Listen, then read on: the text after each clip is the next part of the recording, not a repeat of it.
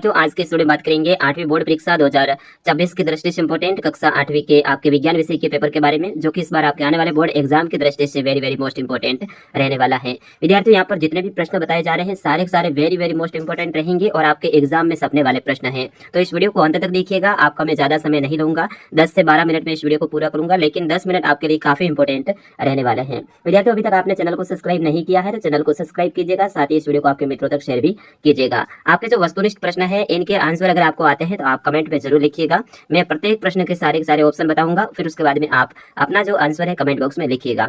चलिए, पहला प्रश्न है, पेट्रोल जैसे ज्वलनशील पदार्थों में लगी आग को बुझाने में उपयोगी है जल, CO2, ऑक्सीजन, इनमें से कोई नहीं। यानी पेट्रोल जैसे जो ज्वलनशील है, जलने वाले पदार्थ है, उनमें आग को बुझाने के लिए किसका उपयोग किया जाएगा? बिल्कुल विद्यार्थियों, आपने आंसर चॉइस किया होगा, तो CO2 होता है, कार्बन डाइऑक्साइड। ऑप्शन बी रहेगा इसका सही आंसर। अगला प्रश्न है, मृत वनस्पति के धीमे परिक्रम द्वारा कोयले में बदलने को क्या कहते हैं? आपको बताना है, मृत वनस्पति के धीमे परिक्रम के द्वारा कोयले में जो परिवर्तित होते हैं उसे क्या कहते हैं? ऑक्सीकरण, कार्बनीकरण, अपचयन, हाइड्रोजनीकरण। तो विद्यार्थियों, इसमें सही आंसर रहेगा कार्बनीकरण उसे कहते हैं। बिल्कुल, जिन विद्यार्थियों ने ऑप्शन बताया उन सभी का सही है। अगला प्रश्न है, वनो उन्मूलन से वायुमंडल में जिस गैस की वृद्धि होती है वह है ऑक्सीजन, कार्बन डाइऑक्साइड, नाइट्रोजन, ब और श दोनों। तो इनमें से कौन सी गैस की वृद्धि होती है वो आपको बताना है। तो इसमें सही आंसर होगा कार्बन डाइऑक्साइड जो गैस है वो बढ़ती है वनो उन्मूलन से। अगला प्रश्न है, पुरुषों के वाक तंतुओं की लंबाई लगभग कितनी होती है? 5 mm, 5 मिलीमीटर, और 10 mm, 15 mm या फिर 20 mm। विद्यार्थियों, आपने पढ़ा होगा तो इसका आंसर आप जरूर दीजिए। इसका सही आंसर होगा 20 mm होती है। अगला प्रश्न है, माध्य स्थिति के इधर उधर या आगे पीछे होने वाली गति को कहते हैं? आपको बताना है कि माध्य स्थिति के इधर उधर या फिर आगे पीछे होने की जो गति होती है उन्हें क्या कहते हैं? आयाम, आवृत्ति, कंपन या तरंग। विद्यार्थियों, क्या कहते हैं उसे कहते हैं कंपन कहते हैं। इधर उधर या फिर आगे पीछे होती है तो उन्हें कंपन कहा जाता है। अगला है, निम्न में से विद्युत का कुचालक है, कुचालक की जगह हीन चालक भी आ सकता है, ठीक है ना, दोनों का ही आपको ध्यान रखना है। तो नींबू का रस, आसुत जल, सिरका, समुद्री जल। विद्यार्थियों, इसका सही आंसर होगा ऑप्शन ब, आसुत जल है ये विद्युत का कुचालक है, तो ऑप्शन ब रहेगा इसका सही आंसर। अगला प्रश्न है, साइकिल हैंडल पर लेपन होता है कॉपर का, सिल्वर का, क्रोमियम का या लोहे का? बहुत अच्छा प्रश्न है, ये प्रश्न आपके पिछली बार भी पूछा गया था। तो साइकिल के हैंडल पर लेपन जो है वो क्रोमियम का होता है, ऑप्शन सा रहेगा इसका सही आंसर। अगला प्रश्न है, 8वां कि जब कांच की सड़ को रेशम के कपड़े से रगड़ते हैं तो सड़ तथा कपड़ा दोनों धनावेश अर्जित करते हैं, धनावेश हो जाती है, तथा कपड़ा ऋणावेश हो जाता है, तथा कपड़ा और दोनों ऋणावेश अर्जित कर लेते हैं, या फिर ऋणावेश हो जाती है और कपड़ा धनावेश हो जाता है। तो विद्यार्थियों, इसमें जो सही आंसर होगा आपका ऑप्शन ब रहेगा, धनावेश हो जाती है सड़ तो, और कपड़ा है ऋणावेश हो जाता है। तो इस तरह से आपको इसमें लिखना है। अगला प्रश्न है, प्रश्न 9 आपके लघुत्रात्मक प्रश्न रहेंगे, अति लघुत्रात्मक, सॉरी, 9 से 12 तक आपके प्रत्येक प्रश्न 2-2 नंबर का रहेगा। निम्न में से खरीफ और रबी की फसलों को सारणी में लिखिए। खरीफ और रबी, रबी की फसल आप इसमें लिखिएगा गेहूं और चना, धान और मक्का है ये आपकी खरीफ की फसल है। इसके अलावा बाजरा, मूंग, मोट, मूंगफली, चना आपके रबी की है, बाकी वाले जो है ये आपके खरीफ की फसलें हैं।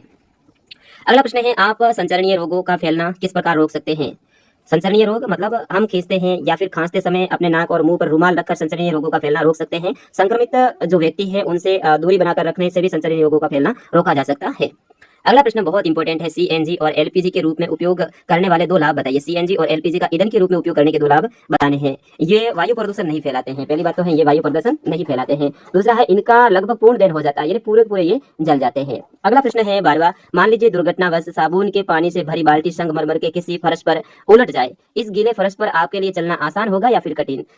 अपने उत्तर का है वो कारण भी बताना है। तो विद्यार्थियों, गीले फर्श पर चलना कठिन होगा क्योंकि साबुन है, और जूते या फिर गीले फर्श के मध्य घर्षण बल अत्यंत कम होता है। जब हम गीली सतह पर चलते हैं तो यह सतह को उचित रूप से दबाने में असमर्थ होते हैं और इस प्रकार हम आगे की ओर गति के लिए उचित प्रतिक्रिया बल प्राप्त नहीं कर पाते हैं। अब आगे के हैं इनके आपको क्या करना है, मिलान करना है। कल्टीवेटर, आपको पता है कल्टी होती है जिनसे अपन फसलों की बुआई करते हैं, तो कल्टीवेटर है जुताई से संबंधित रहेगा, बुआई को जुताई को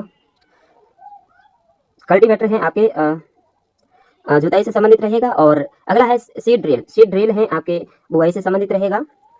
रहट है ये आपके सिंचाई से संबंधित रहेगा, और हार्वेस्टर है वो आपकी कटाई से संबंधित रहेगा। इस तरह से आपको इसमें लिखना है।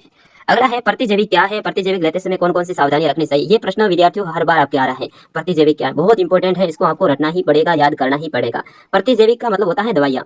अब देखिए, प्रतिजैविक सूक्ष्म जीवों द्वारा उत्पन्न औषधि जो बीमारी पैदा करने वाले सूक्ष्म जीवों को नष्ट कर देती है अथवा उनकी वृद्धि को रोक देती है, प्रतिजैविक कहलाती है। प्रतिजैविक लेते समय हमें सावधानी क्या रखनी चाहिए? डॉक्टर की सलाह पर ही प्रतिजैविक दवाएं हैं वो लेनी चाहिए। प्रतिजैविक दवा का कोर्स भी अवश्य पूरा करना चाहिए। प्रतिजैविक आवश्यकता नहीं होने पर नहीं लेना चाहिए, अन्यथा अगली बार आप बीमार होंगे और आपके प्रतिजैविक की आवश्यकता होगी तो वह उतनी प्रभावी नहीं होगी। इसके अतिरिक्त अनावश्यक रूप से ली गई जो प्रतिजैविक है वो शरीर के लिए उपस्थित जो उपयोगी जीवाणु है उनको भी नष्ट कर देती है। तो अपन को लिमिटेड प्रतिजैविक दवाइयां लेनी चाहिए। अगला है आपके सत्य और असत्य से संबंधित, तो बिल्कुल इसका आंसर आप जरूर कीजिएगा विद्यार्थियों। मैं आपसे पूछूंगा, जीवाश्म ईंधन प्रयोगशाला में बनाए जा सकते हैं, क्या सत्य है या फिर असत्य?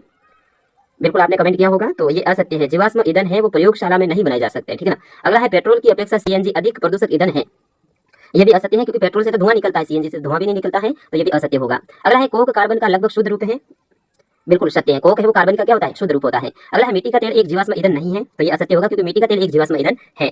अगला है, ईंधन के रूप में एलपीजी और लकड़ी की तुलना आपको करनी है। बिल्कुल एलपीजी लिक्विड पेट्रोलियम गैस और लकड़ी की आपको तुलना करनी है। आराम से आप कर सकते हैं। एलपीजी यह पूर्ण रूप से जल जाती है तथा कोई अवशेष नहीं छोड़ती है। लकड़ी ये जलने पर बड़ी मात्रा में धुआं उत्पन्न करती है जो मनुष्य के लिए हानिकारक होता है।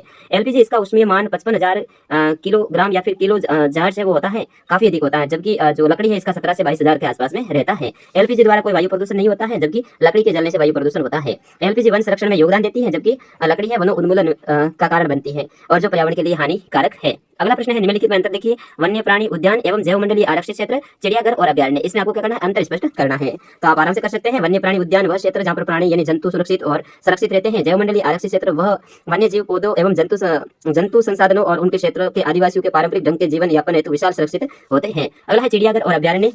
तो चिड़ियाघर ऐसा स्थान जहां पर प्राणी अपने कृत्रिम आवास में सुरक्षित रहते हैं, जहां जंतुओं को भोजन उपलब्ध करवाया जाता है।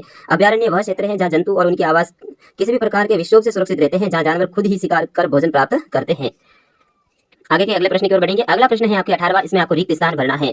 तो प्रत्येक शुक्राणु एक कोशिका है, तो प्रत्येक शुक्राणु एकल कोशिका है। मेंढक में बाएं निषेचन होता है, तो बाएं लिखना है इसमें। निषेचन के पश्चात दिया गया अंडा एक एकल कोशिका होता है और द्विखंडन जनन की एक विधि कौन सी है? अलैंगिक द्विखंडन अलैंगिक जनन की एक विधि है। अगला है, प्रकृति में विद्यमान किन्हीं 4 मूल बलों के नाम लिखिए। खूब सारे बल हैं जिसमें आपको गुरुत्वाकर्षण बल, स्थिर वैद्युत बल, चुंबकीय बल और घर्षण बल आपको लिखना है। अगला प्रश्न है, घर्षण क्या है? घर्षण को घटाते एवं बढ़ाते हेतु एक एक उपाय लिखिए। इनको बढ़ाने के लिए एक एक आपको उपाय लिखना है, तो आराम से आप लिख लीजिएगा। और अगला प्रश्न है, निम्नलिखित की व्याख्या कीजिए। विद्युत लेपन और उनके कारण, विद्युत लेपन की विधियां, इनकी भी आपको व्याख्या करनी है। अगला प्रश्न है, मानव नेत्र का एक नामांकित चित्र बनाइए। आराम से आप बनाइएगा मानव नेत्र का चित्र। इसमें जो भाग होते हैं, पक्षमाभ, पेशी और परितारिका, लेंस, कॉर्निया और प्रकाशिक जो तंत्रिका है, इनके जो पार्ट होते हैं वो भी आपको लिख देने हैं। अगला प्रश्न है, ट्रैफिक लाइट और जेब्रा लाइन के बारे में आप क्या जानते हैं? ये आपके 4 नंबर का रहेगा।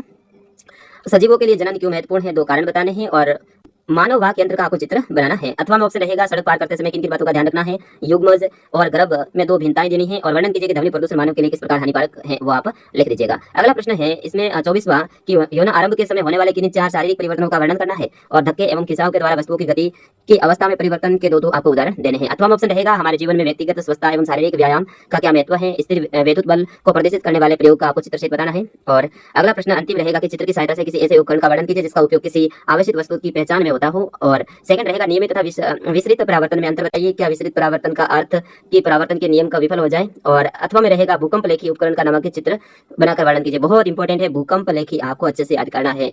और कैलाइडोस्कोप की रचना कर आप उनका चित्र भी बनाइए। तो इस तरह से आपको ये प्रश्न रहेंगे। विद्यार्थी, पूरा पेपर मैंने आपको बताया है, अच्छे से समझाया है और यहाँ से आपको काफी फायदा होने वाला है। काफी प्रश्न आपके याद भी हो गए होंगे क्योंकि आपने पढ़े रखे हैं, लेकिन उसका रिवीजन नहीं होता है और कोई बताते हैं तो उसका रिवीजन अच्छे से हो जाता है। कई सारे विद्यार्थियों की जब वीडियो देखते हैं तो उनसे भी याद हो जाते हैं। तो मैं ऐसा करता हूँ आपको काफी प्रश्न अच्छे से याद हुए होंगे। अब आप एक काम कीजिए, इस वीडियो को शेयर कीजिए, वीडियो को लाइक करना है। आपका लाइक है वो मेरे लिए मोटिवेशन का कार्य करता है। और साथ ही चैनल को सब्सक्राइब जरूर करना। अगले वीडियो को देखने के लिए आप चैनल को सब्सक्राइब जरूर कीजिएगा।